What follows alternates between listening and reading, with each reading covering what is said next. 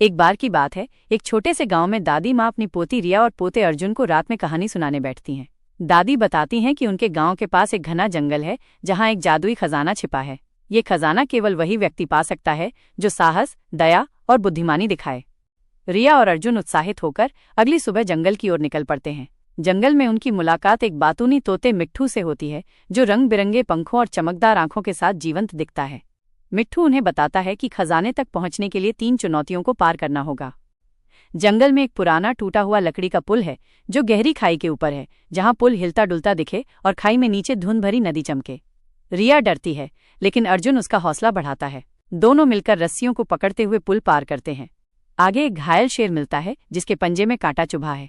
शेर की आंखें में चमकती हैं और उसकी दहाड़ दर्शकों को रोमांचित करती है। रिया डरते हुए भी शेर की मदद करती है और कांटा निकाल देती है। शेर खुश होकर उन्हें एक जादुई पत्थर देता है जो खजाने का रास्ता खोलने में मदद करेगा। खजाने तक पहुंचने के लिए एक विशाल पत्थर का दरवाजा है जिस पर पहेली लिखी है, मैं बिना पंखों के उड़ता हूँ, बिना मुंह के बोलता हूँ, बिना पैरों के चलता हूँ। मैं कौन हूँ? अर्जुन सोचता है और जवाब देता है, हवा।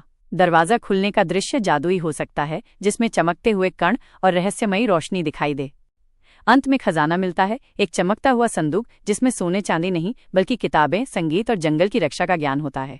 दादी माँ बच्चों को बताती हैं कि असली खजाना ज्ञान और अच्छे गुण हैं। मिट्ठू, शेर और जंगल के अन्य पशु भी उनके साथ खुशी मनाते हैं। कहानी का अंत एक रंग बिरंगे उत्सव के साथ होता है जिसमें जंगल नाचता गाता दिखता है।